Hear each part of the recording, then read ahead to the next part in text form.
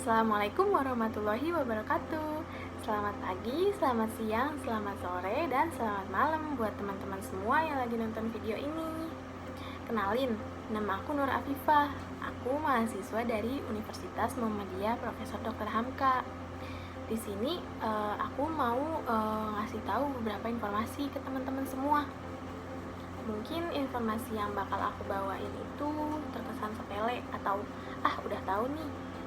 Tapi aku bakal tetap kasih tahu ke teman-teman supaya teman-teman tuh tetap berada di jalan yang lurus. Wah, apa tuh? Bawa jalan yang lurus. Ya udah, daripada lama-lama di pembukaan, ini kita langsung aja ke materinya, oke? Cekidot.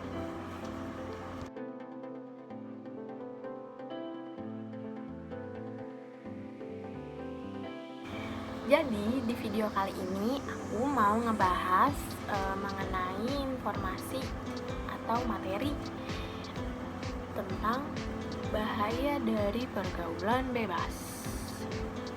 Sebelumnya teman-teman udah pada tahu belum nih pergaulan bebas tuh apa sih?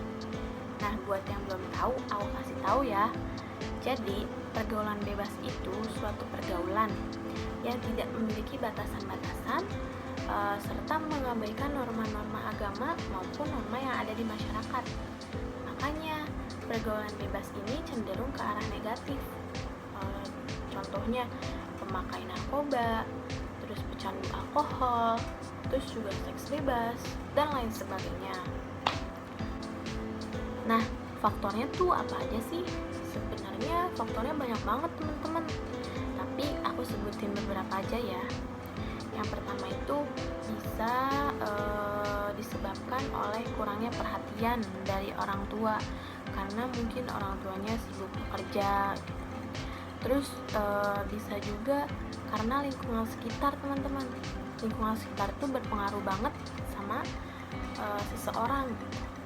Kalau lingkungan teman-teman kurang baik, itu bakal berpengaruh sama teman-teman sendiri. Terus yang terakhir ada lemahnya iman dan kurangnya pemahaman agama bagi para remaja. Dan akhirnya karena itu semua banyak para remaja sekarang tuh yang terjerumus ke dalam pergaulan bebas. Nah, tadi kan udah disebutin tuh sama aku jenis-jenis pergaulan bebas tuh apa aja sih? Di sini sekarang aku mau fokus ke pembahasan tentang seks bebasnya dulu ya teman-teman. Untuk yang lainnya mungkin next time. Seks bebas atau berhubungan seksual di luar pernikahan itu sangat dilarang dalam agama Islam teman-teman. Kenapa? Karena itu bisa menjerumuskan kepada hal-hal yang buruk. Terus juga resikonya banyak banget teman-teman. Misalnya contoh satu kasus, seorang anak SMA melakukan hubungan seksual di luar nikah, terus ketahuan nih sama orang tuanya. Orang tuanya pasti bakal mikir, aduh saya sepertinya kurang cukup baik untuk menjadi orang tua, atau aduh saya gagal jadi orang tua karena gak bisa mendidik anak sendiri dengan baik. Emang teman-teman mau gitu orang tua teman-teman mikir kayak gitu? Orang tua kita yang udah ngebesarin kita dengan sepenuh hati tanpa pamrih, kita balas dengan hal kayak gitu. Bilangin zalik ya teman-teman, jangan sampai. Terus berlanjut dari kasus yang tadi nih, ternyata si perempuan itu udah merencanakan masa depannya. Entah pengen kuliah di luar negeri, terus lulus kuliah pengen kerja di suatu tempat yang posisinya bagus, terus bisa ngebanggain orang tua gitu. Ternyata gagal atau hancur karena dia melakukan hubungan seksual di luar nikah yang menyebabkan dia menjadi hamil. Setelah itu pasti dia nggak mau dong segampang itu menyerah dari masa depannya. Mungkin si perempuan itu mikir, gue mau gugurin anak ini aja deh supaya gue bisa tetap meraih masa depan gue. Wah, perempuan tersebut udah jadi pembunuh teman-teman. Aborsi itu kan sama aja membunuh manusia, karena itu tuh bayi teman-teman, bernyawa loh. Itu aku nggak bisa bayangin sih, dosanya berlipat ganda banget. Udah ngelakuin hubungan seksual di luar pernikahan, terus hamil, diaborsi anaknya. Nauzubillah min zalik ya teman-teman. Jangan sampai teman-teman yang nonton video ini ada yang kayak gitu ya. Nauzubillah, jangan sampai ya teman-teman. Selain resiko yang udah aku kasih tahu tadi, ada juga resiko yang lumayan berbahaya. Apa? Itu terkena penyakit. Apa sih? Sebenarnya banyak banget penyakitnya. Cuma aku mau kasih tahu satu yang mungkin teman-teman udah pada tahu ya, yaitu penyakit HIV. Penyakit HIV itu penyakit yang menyerang sistem kekebalan tubuh seseorang. Jadi seseorang yang terkena HIV itu susah atau sulit untuk membuat imun di dalam tubuhnya gitu. Dan yang lebih parahnya lagi, penyakit ini itu belum ada obatnya. Supaya sembuh total tuh belum ada gitu teman-teman. Jadi yang kalau udah kena ya udah gitu. Dalam Quran surat Al-Isra ayat 32 yang berbunyi Bismillahirrahmanirrahim, wala taqrabuz zina innahu kana fahisyatan wa sa'as sabila, yang artinya, dan janganlah kamu mendekati zina. Zina itu sungguh suatu perbuatan keji dan suatu jalan yang buruk. Sebenarnya nih teman-teman, pacaran itu salah satu zina teman-teman. Kenapa? Karena pacaran itu salah satu hal yang mengarah kepada seks di luar nikah. Kenapa bisa kayak gitu?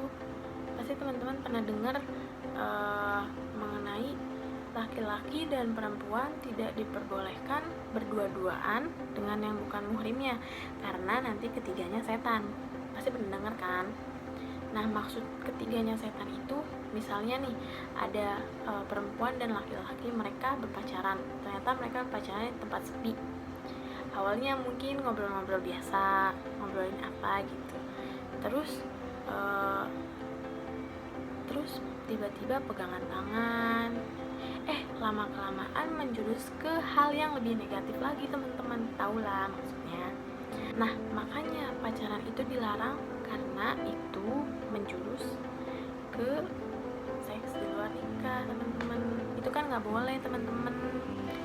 Allah juga memerintahkan kepada laki-laki untuk menahan pandangannya teman-teman.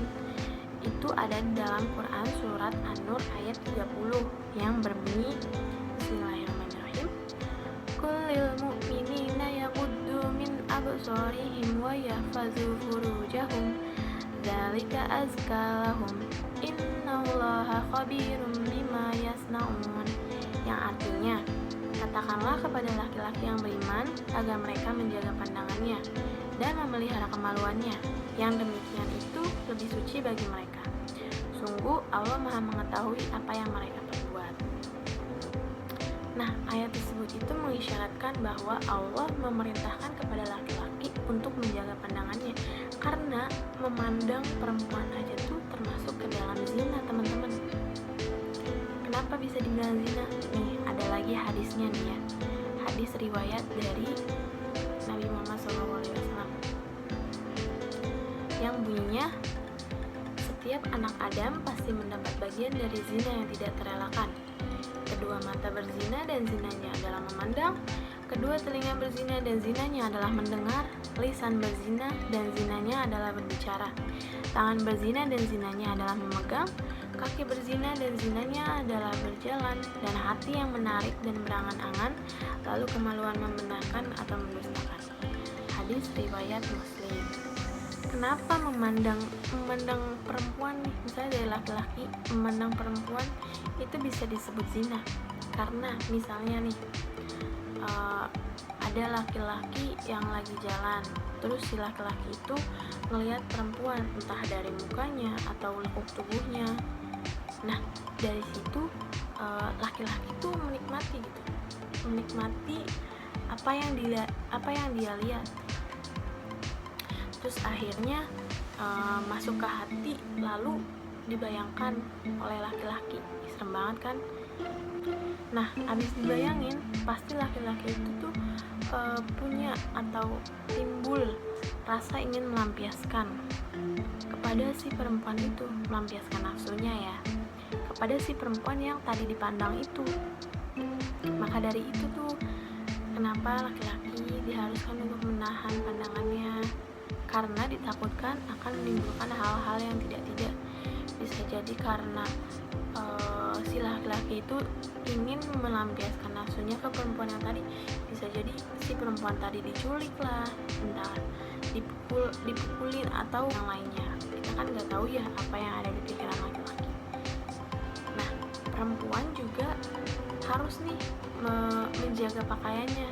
Jadi perempuan juga nggak boleh memakai pakaian yang ketat-ketat, agar si laki-laki juga tidak terpengaruh atau tidak memandang perempuan dengan pandangan yang kurang baik, yang nantinya terjadi ke hal-hal yang tidak diinginkan gitu teman-teman. Maka dari itu, kita sebagai orang yang beragama harus menjauhi perbuatan-perbuatan zina. Terus kita juga harus menjauhi lingkungan-lingkungan yang menurut kita tuh kurang baik gitu, agar kita tidak terjerumus ke dalam pergaulan bebas. Oke teman-teman, mungkin sekian informasi atau bisa disebut dakwah, atau terserah teman-teman mau nyebutnya gimana.